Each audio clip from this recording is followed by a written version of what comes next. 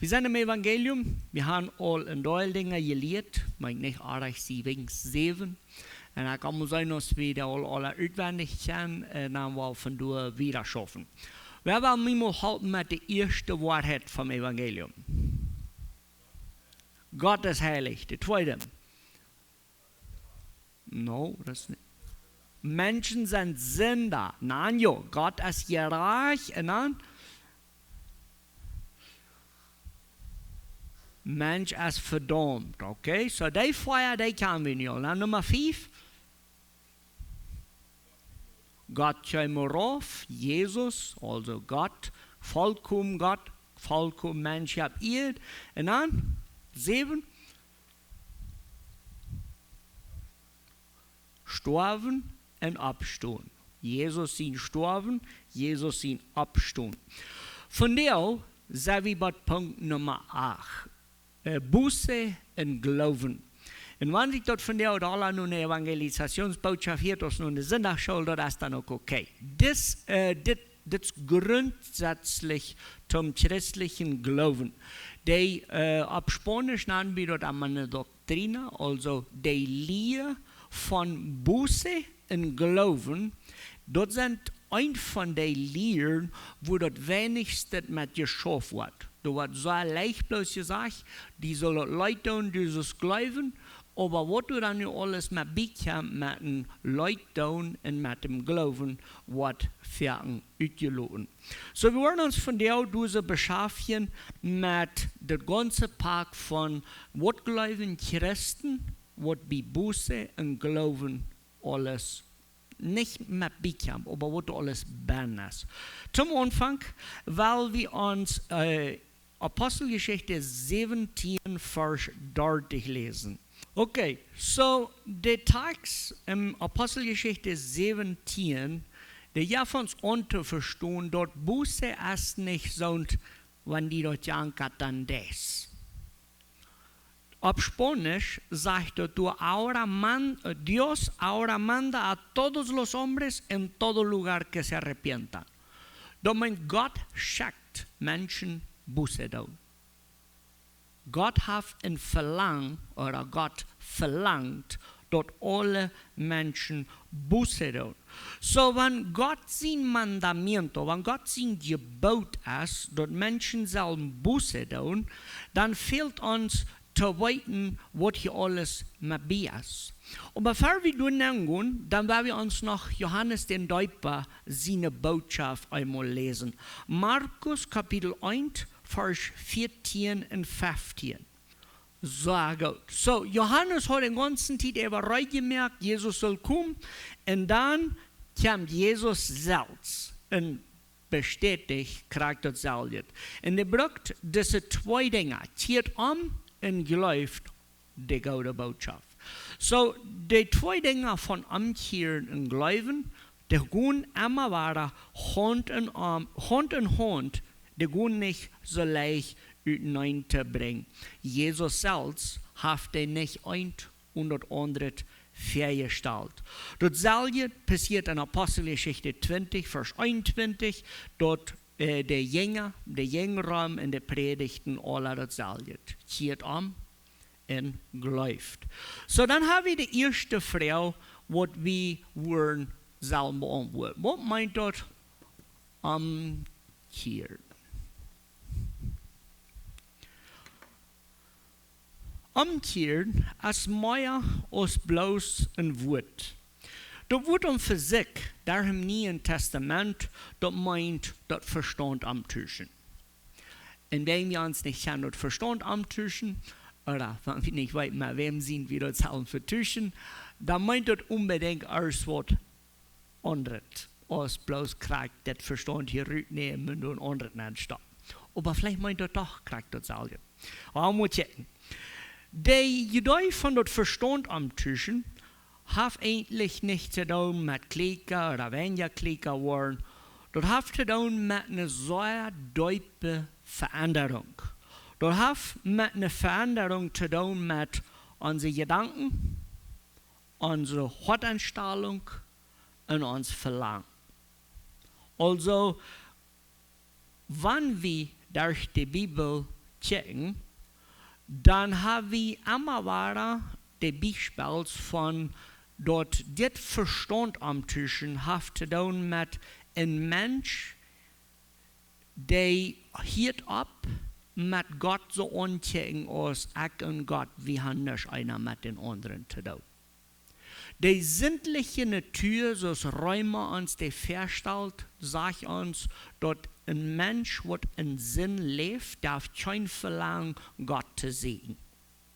Also, das erste Ding, was das Umkehren dann muss bewirken ist, dass wir hier ab mit uns zu tun, so Gott jammert mein Leben nicht. Und wir fangen an, um Gott so nun zu checken, als Herr in Rechter. Und das ist ein so großes Ändernis. Wenn ich will in mein Leben glücklich leben, dann will ich unbedingt haben, dass Gott jammert das nicht. Und das ist, was die Bibel sagt, was unsere sinnliche Natur ist. Umkehren hat damit zu tun, mit sagen, oh, Gott jammert mein Leben und Gott wird rechten über mein Leben. Jesaja 55, Vers 6 und 7 sagt, segnen Herrn, den Tiet, wo der noch zu finden geht. Ein Anhänger und sagt dort, möchten die Sünder von Erwach raufdrehen. Dort meint so viel, dass das Verstand am Tischen, dort hat zu tun mit das Verstand am Tischen und wo wir uns Sinn non checken. Vielleicht wurde dort ja mal beschrieben, dass für das Amt hier, wo wir einmal eine Ursache haben, für was wir dort getan haben, was wir getan haben. Und wenn wir umgekehrt sind, dann sei wieder Sinn, so Gott ist. Oder man Gott seine Ehe. Und das ist gut, wir haben alle Kinder, die meisten von uns haben. Das ist sehr interessant, dort zu leben mit einem Kind. Und ich weiß, Gott belebt, das kriegst du mit uns. Wenn du ein Kind hast und er wird falsch getan, wenn er das nicht leidet, dann wird er immer eine Ursache haben, für was er das getan hat. Dann wird er sagen, mir janka das zu sagen, oder ich will, oder die sieht, ich soll, oder was immer. Wenn ein Kind wirklich Busse getan hat, dann wird er kommen sein, mit der Leute. Ich kann zwei mehr, ich kann viele mehr. Umkehren hat zu tun mit Krieg dort. Wir machen uns Verstand am anderen, und wo wir uns Gott noch checken. Glauben wir unbedingt, Gott jammert uns Leben nicht? Oder sind wir uns bewusst, dass Gott jammert uns Leben alles? Psalm 51, Vers 3 und 4, weil wir uns hier lesen, das ist der Psalm, wo David, der König David schrieb, an sein ganz deutstes Loch. Also, wie kann König David seine Geschichte, er hat Geschichte gesündigt, und dort spricht sich so, dass wir alle bloß okay, oder er deut sich so. Und dann, auf einmal, passiert durch ein Umkehr. David erlebt Buße. Und wir wollen uns diese lesen, Psalm 51, Vers 3 und 4.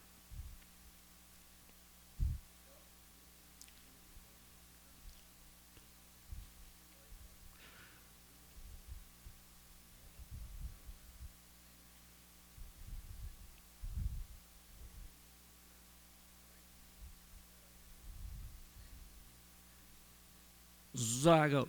Wenn wir morgen dort ein König David, ich kann hier den ganzen Psalm überlesen, aber in Vers 3 und Vers 4 fängt ich dort das Zentrum von David sein Umkehren. Und David sein Umkehren mag wie keine Utrecht. Du hast kein, naja, Mianka dort so sagen. Du hast bloß das Wort, ich studiere tau, dass ich gesündigt habe, Gott kostet mich reinwaschen. Das ist im Wort Busse. David gibt keine Utrecht, der stund seine Schuld tau.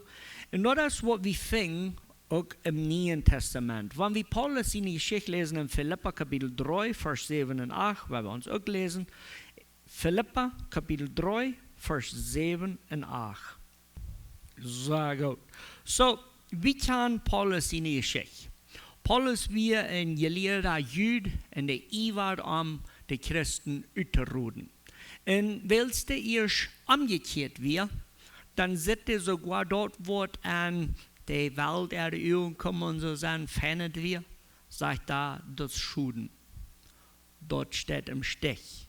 So, dort sind nicht die Andernessen, wo du dann nu das Amtieren bewirken. Also manchmal würde wir dann nu sagen, dort wird verboten zu sein ist.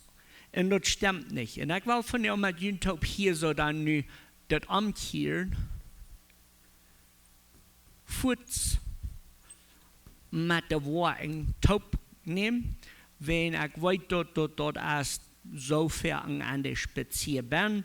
So wir wollen uns sofort dort amtieren mit wo sit amtieren taubfuhren.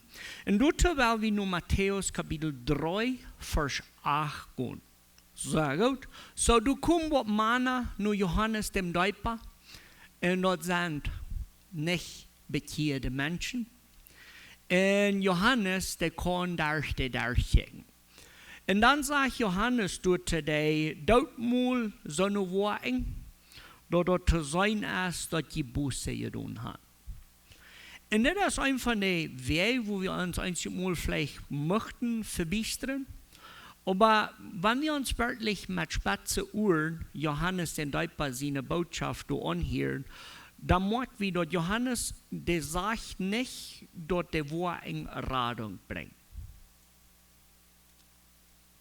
Stimmt doch, nicht? Ich glaube ganz fest, dass einzig, was Johannes du sagt, ist, dass wenn du umgekehrt bist, dann wird das zu sein sein. Und das machen wir unbedingt nicht darin unertriert.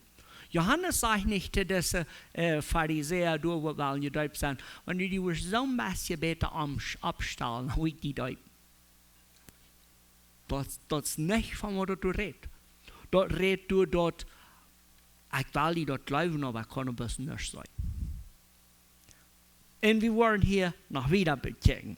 Wir haben noch eine sehr ähnliche Geschichte mit dem Zacchaeus, dem Taxklagter. Und weil Jesus nur dessen Zacchaeus sein Haus in Lukas 19 fing wie die Geschichte.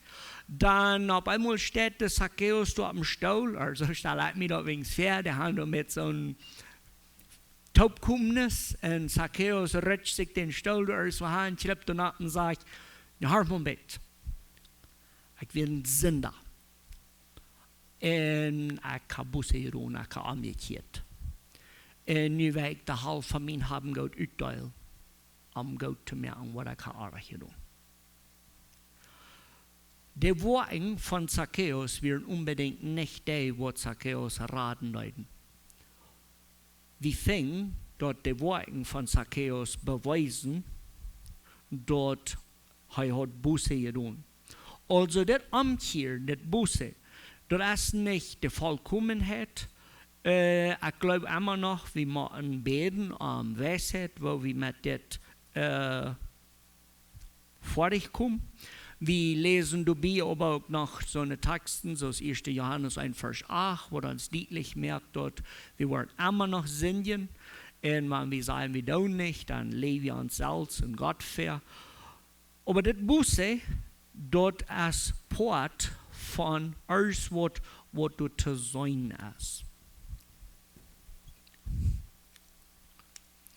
Wenn jemand das Verstand angetischt hat, dann waren die Nubasch, die frühen Kinder und alle Mann dort sein. So, wenn wir dann nu Amtieren haben becheckt, dann haben wir dann mit Abhören, mit einer Udrede Segen von unserem Sinn, wegdrehen davon und einzig und allein nur Gott seine Gnade segen.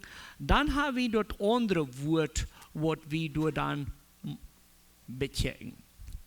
Glauben. Also, wo beschrieb wie von der Tag Glauben? So, das Glauben soll man nicht verwechseln mit einem Gefühl. Und das ist ein interessanter Ding. Also, ich glaube unbedingt, Glauben bringt ein Gefühl mit bei. Aber wir leben in einer Zeit, wo alles, was bloß ab Gefühl gebildet, dann bleibt das für ein Taub, wenn unsere Gefühle, die wiesen uns anders aus, was die Wirklichkeit ist. So, wenn wir durch die Länge gehen, dann müssen wir uns nun beschäftigen mit so sehr vielen Menschen, die weiten von Jesus. Der Verstand ist voll von Jesus. Aber dort meinten wir noch nicht, dass die bekehrt sind. Dort meinten wir noch nicht, dass Umkehren und Glauben passiert ist. Und da fingen wir dann nu ein so interessantes Ding zu beobachten. Wir wollen gehen in Römer Kapitel 10, Vers 17, den haben wir uns da nach der Bibelstelle all gelesen, aber wir wollen ihn noch einmal lesen. Dort, ja, der Glauben, der hat ein Teil von Weiten an sich. Also, wir lesen durch Römer Kapitel 10, Vers 17. Sehr gut. So, der Glauben, der muss unbedingt weiten, nicht? Wir können nicht an Jesus glauben, wenn wir Jesus nicht kennen. Und um Jesus kennenlernen, muss erst wir uns die Wahrheit predigen oder wir lesen uns die Wahrheit, was wir die Wahrheit zu holen kriegen. Du bleibst aber nicht bloß durch Glauben, weiten, ja, unbedingt. Wir müssen Jesus kennen, um an Jesus zu glauben. Du kommst dann aber noch ein zweites Ding bei, dort wir müssen dort annehmen, dort das Weiten Wahrheit ist. Und dazu werden wir uns lesen Hebräer Kapitel 11, Vers 1 und 2. Sehr gut. So, der Glauben ist die Gewissheit, convicción. Es pues la fe, la certeza de las cosas que se esperan. Wenn wir ihren großen Klumpen weiten, dann müssen wir noch was. Was kommt bei Glauben dann mit bei? Erstes, weiten, zweites.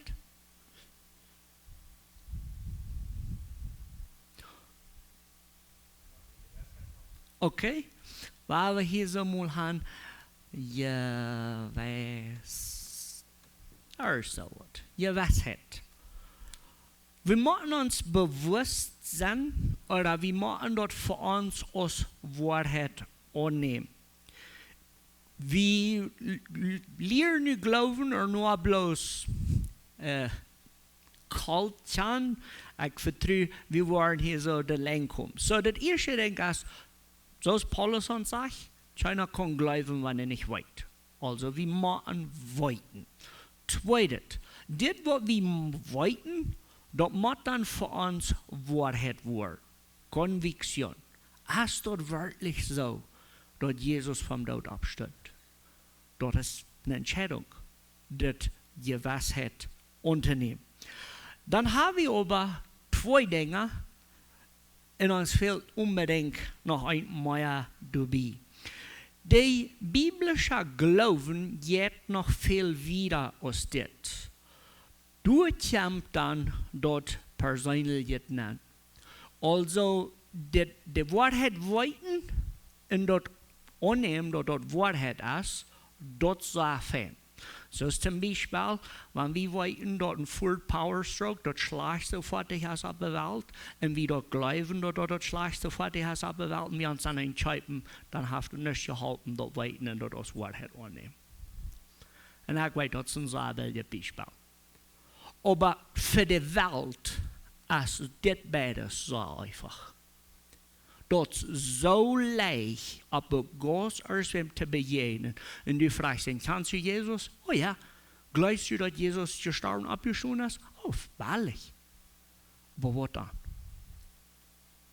Was dann? Als der Mensch rat, bloß wenn er gesagt hat, ich glaube, dass Jesus gelebt hat, ich glaube, dass er gestorben und abgestorben ist. Warum okay? Jakobus Kapitel 2, Vers 19. Sehr gut. Der Jakobusbrief will uns sagen, dass das beides als grundsätzlich für Glauben, aber ich finde, dass nur Jakobus seine Rede als dort noch nicht der Glauben vollkommen wat vi als Christen predigen. So, ik weet de tekst van Jakobus, die merkt hem aanmakkelijk, wenn dat sagt du glaubst, dat du ein Gott is, goed, dat glauben sogar die bij de eerste, en du besetteren zij uitvaardig. Also, dat weten, dat schijn. Dat weten dat dat waarheid is zeer fijn. Aber op dat is alleen, vind ik, leert het Nieuwe Testament ons nog niet als een christelijke Glauben. De Glauben, wat raden dat, merkt ons dan nog afhängig von Christus. Ganz en Chor, afhängig von Christus. De Glauben, wat du raden dat, de jaft dan een deel dingen ab. Also hier ist, wo wir dann noch eine Les merken von was Glauben nicht ist. Wenn solche Ferken hängen wir an die Dinge, was nicht Glauben sind. Und du würden wir dann noch ganz erstes selben Worten handschreiben.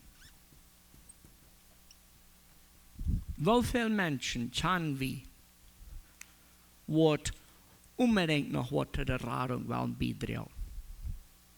En we zijn zelfs zo ver einer van die. Hoe ver hebben we ons zelfs aan religion verwikkeld.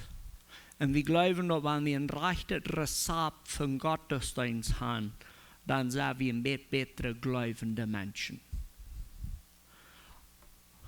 Wofür glauben wir, dass wenn ich mich taufen lasse, dann wird es mit mir ziemlich fern sein im Glauben. Und vielleicht ist das auch möglich, wenn ich das handschreibe, aber das gehört ab der Lesson. Du kriegst keinen Glauben, wenn du die Deuten lässt. Die Taufe, das ist so ein besonderes Ding, aber das gehört nicht ab der Glaubensstaub ab. Wofür glaube ich, wenn wir ein klein bisschen weniger Sinn wollen und moralisch gute Menschen sind, dann sind wir gläubig. In der Les, wo wir so lang merken können, als uns der Tag wird regen, und wir werden immer noch neue Dinge finden, die nicht Port sind vom Glauben.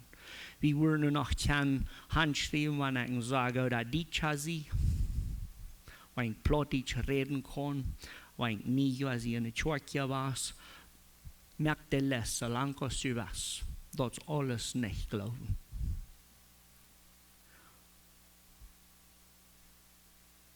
Wir fingen eine sehr schöne Geschichte im Glauben verstehen in Lukas Kapitel 18.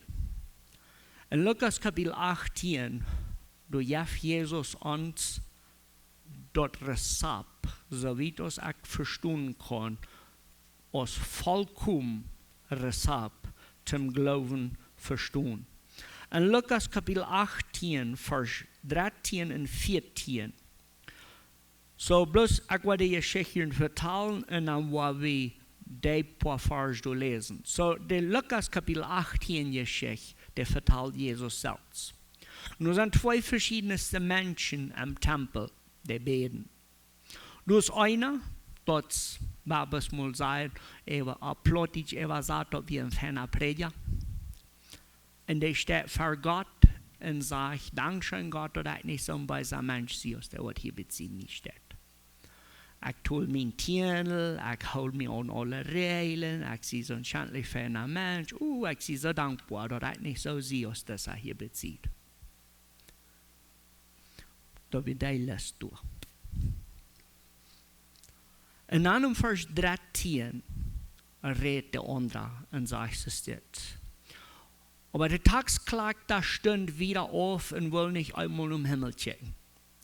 Aber schlug sich aber brass und sagt, Gott hat Mitleid mit mir Sünder. Du wirst zwei so verschiedene Einstellungen. Du wirst die, was ich glaube, den Himmel wird zu sein. Bloß wenn es auf ihm wäre. Da mir du noch den Taxkleid da. Und dann sagt er, weißt du was?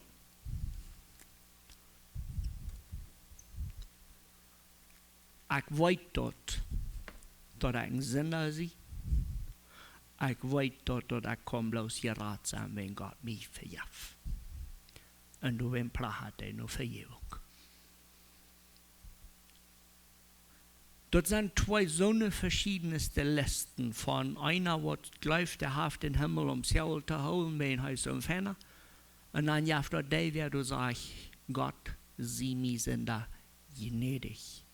Am Vers 14 sagt Jesus dann heran, und ich sage, dass das Mann, dort meint der Taxklagter, und nicht der andere, für Gott gerechtfertigt nicht ging, weil wer sich selbst erhebt, wird raufgesagt worden, aber wer ut sich selbst raufsticht, wird erhoben worden. Der Glauben, der geht Weiten und an der Gewissheit. Aber dann geht noch ein Stück wieder. Persönlich. Der Glauben muss für die allein angewandt werden. Bloß weiten, dass Gott heilig ist, dass Menschen Sünder sind, dass wir verdammt sind, das hat ein Teil. Aber das nicht glauben, das weiten. Das tauscht und das Wahrheit ist, dass Gott heilig ist und dass der Mensch hat was verdammt und seine ganz vollkommene Wort ist reich. Okay, bueno. Aber nicht erst persönlich was, so ist das Tagsklagt an Lukas Kapitel 18. Du fängst, kommt das ganze Pack von Glauben so Schmack für ein Dach.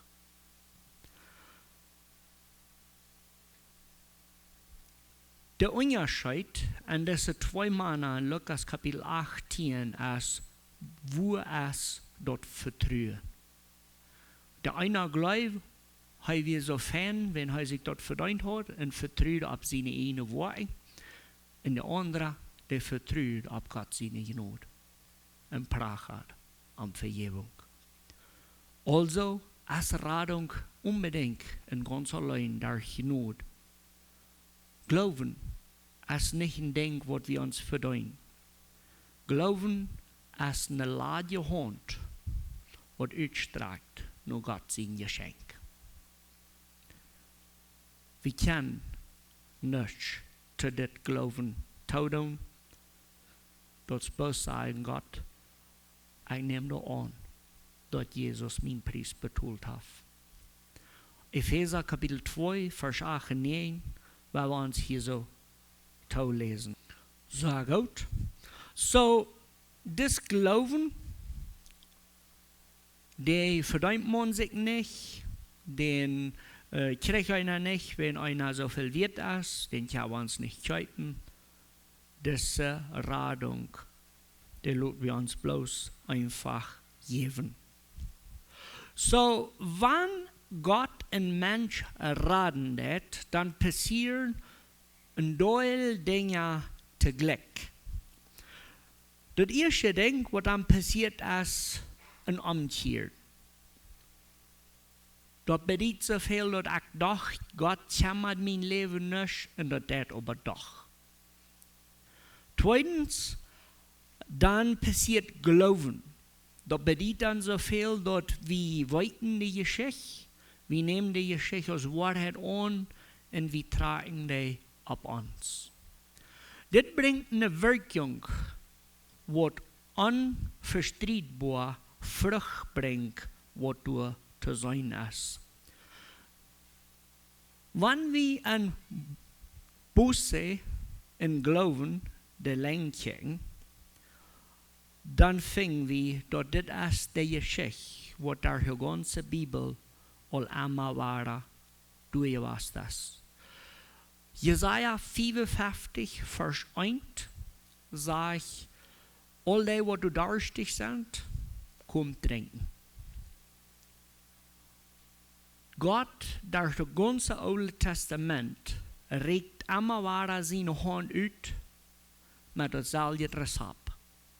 Drijfweg van zin en laat die raden. In Matthäus Kapitel 11, Vers 28, dann kriegt es all gewiet, wiederholt, wo Jesus sagt, kommt nu mij, all die door mij en beladen zijn, en ik wil jullie geven. Gott seine Anstellung als Anladung zum Umkehren und zum Glauben. Diese Anladung, die bringt aber auch immer noch eine Warnung mit bei. Du hast Gott, der du aufmerken sagt, komm, wenn die dort erst ehrlich ist mit deinen Sinn, dann komm. In Hebräer Kapitel 2, Vers 3, du werden wir uns lesen. Hebräer Kapitel 2, Vers 3. Sehr gut. Die Anladung, was Gott merkt, der ist Anladung und Radung unter derselben Zeit als der Verdammung. Wer immer Evangelium hört, wer immer wollt und wer immer die Weisheit hat, dort Gott durch Jesus Radung anbietet und dann noch einkoppig ist, dann laden wir uns eine schlimme Verdammung ab. Und da wenn sagt Hebräer Kapitel 2, Vers 3, wo können wir dann rechnen, um mit weiterzukommen? Wer glaubt wir uns, wenn wir wissen, wer Jesus ist, was Jesus für uns geopfert hat, und danach glauben, dass wir waren ab erst noch an wie, sonst bei Gott sind gerecht durch Regeln.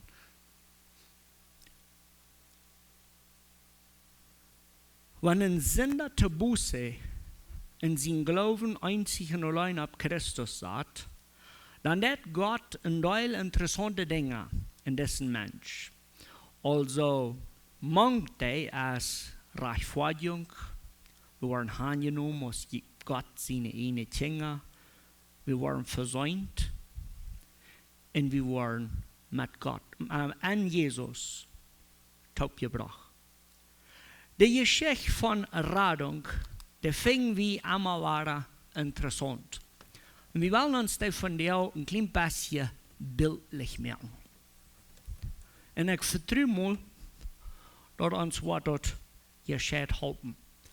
Zum verstehen, weil wir uns ganz erste den Garten in Eden Geschichte noch einmal wiederholen. So am Garten Eden, wie Gott mit Menschen taub. Und Gott und Mensch haben eine vollkommene Relation. Dort sagen du, dort ging Geschichte scheiden. 1. Mose verteilt uns das Geschichte. Dann fingen wir dort durch einen Sinn zwischen. Und da wird mal wir mit Gott, mit Menschen, dort ging alles zwei. Von den zwei geht du ein Streck ganz durch die Bibel, was von dir. Diese Radung, was durch Buße und Glauben abgebaut wird, der regt durch die ganze Weltgeschichte. Zum uns diese Geschichte bildlich merken, wie Jesus so gnädig an uns. Und er verteilt uns selbst eine Geschichte, wo wir finden in Lukas Kapitel 15, vom Vers 11 und wieder. Und da wollen wir uns von der hier so ganz schmack bechecken. Lukas Kapitel 15, von Vers 11 und wieder. Du so fängt wieder die Geschichte von einem reichen Mann, und er hat 2 Jungs. Das reiche Mann hat 2 Jungs und einer von denen, der ging weg. Dort sagen du, da wird der Jüngste. Das jüngste Junge, der kommt nur seinen Vater und sagt zu denen, hey, Ola, ja mal Geld her. actie was. Aber nicht bloß ein bisschen Geld, ich will een half van al wat du hast. En ik weet dat voor ons mannen, wanneer we ons miteinander loten, wo we die leven uitloten, nur dem dat ons de half afgeeft. Bloß een beeld zou doen aan het liederen. Dus jongste jong, die je voert, aber nicht bloß aus wie, die je voert en zin.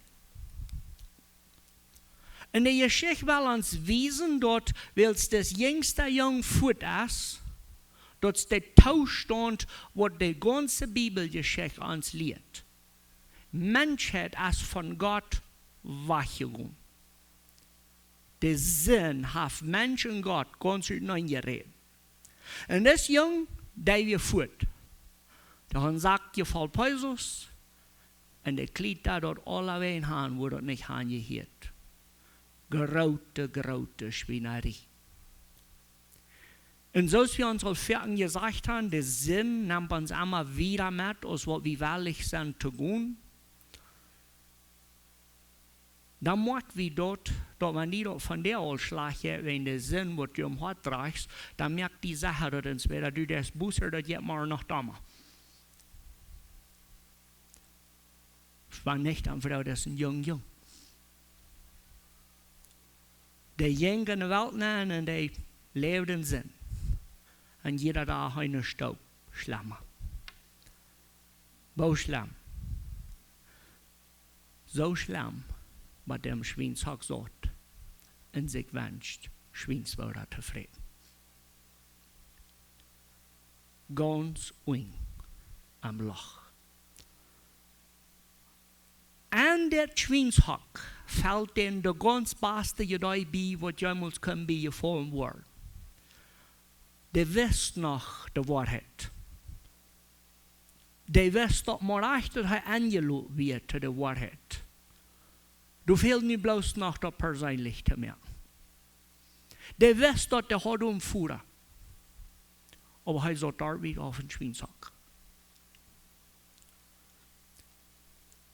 Wilst denn dort klickt, dann steht er op in het huis. En ik vind dat is dat pad wat we worden van jou beschreven als boze. Den ekkel zijn zin. Die weer mooi van zijn zin. De het huis. Und dann sagt er in Vers 17, Lukas 15, 17, ob aus heute Besendung kommt, seht heute sich selbst, wofür je meide Arbeiter haben mein Fuhrer, der genug Brot und zum Ewigen haben, und er muss hier hungern.